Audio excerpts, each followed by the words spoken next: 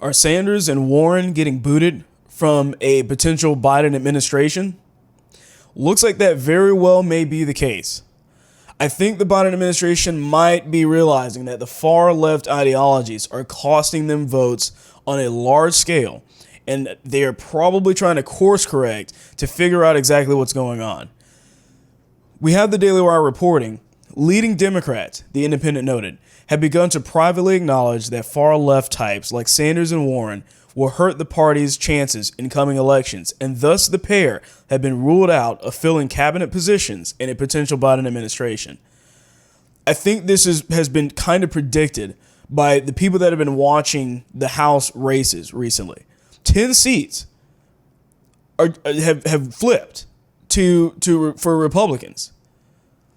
This is because the far left narrative has been put on the main Democratic stage. They have entirely pushed this. The BLM movement, refusing to condemn Antifa, defund the police, all of these things that are just crazy ideas, crazy movements, Marxist movements, all of these things have cost them a lot of seats because of the fact that they are putting this on the main stage. You can't run on this. And I do firmly believe that there are some cities, obviously, where Rashida Tlaib is, or the district where AOC is running, where it's so hardcore Democrat that they're never going, it's almost impossible that that's going to flip for Republicans. But I do think that now is the time where they are realizing this. But I don't think it's really going to change anything. And I will explain that a little bit later. So it says in here that the report of their exclusion from a potential Biden cabinet highlights Democratic Party fracture and signals their apparent move forward, as does a recent leaked conference call showing the 2020 election where freshman Congressman Abigail Spanberger reportedly unloaded on the hard left of the party for echoing chants to defund the police and openly supporting socialism. So some of the people that are in their own party have come out and said this. They are trying to say, guys, we can't keep running on these unpopular ideas. I mean, to be honest with you, the defund the police movement is extremely unpopular amongst actual black people. Like, there's so many videos out there where they just interview random black people on the street and they are completely against defund the police because they even realize how stupid that is. And when you look at socialism, that's what cost them a lot of votes in Miami, a lot of votes in South Florida, because the people that are there, a lot of them are immigrants. They know the horrors of actual socialism. They didn't come here to have that repeated. And they're starting to see this now a little bit. Some of them are, but I don't think, like I said, I don't think it's going to make a big difference in exactly how the votes are going to go. How the party, or how the next phase of this party is going to look like. I think it's only going to get crazier. But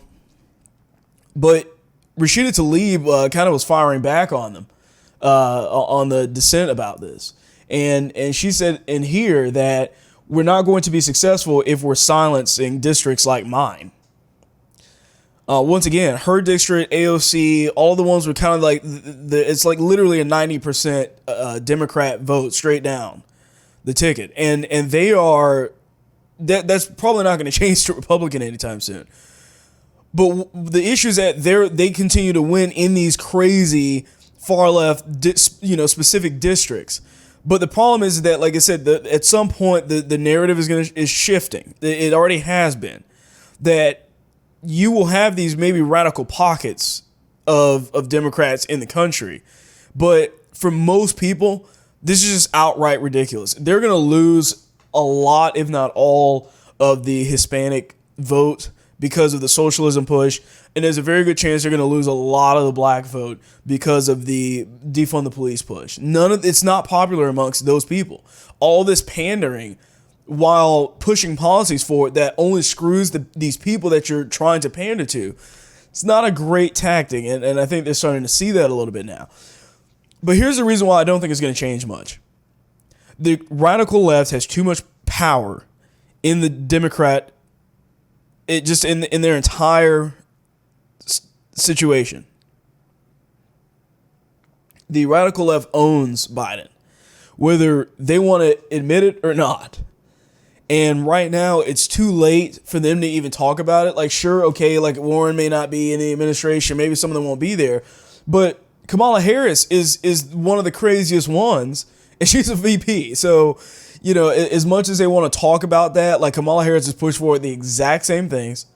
She's been considered and named as the most progressive senator. We're going to see a lot of this happen anyways, and I don't think that the administration pulling away from just Bernie Sanders and Elizabeth Warren is really going to help much of anything. They're too deep into the far left. There are too many proposals coming down the pipeline that are far left, and the VP is far left. Biden is just kind of a placeholder. He won't make it a few months if he's even elected as president.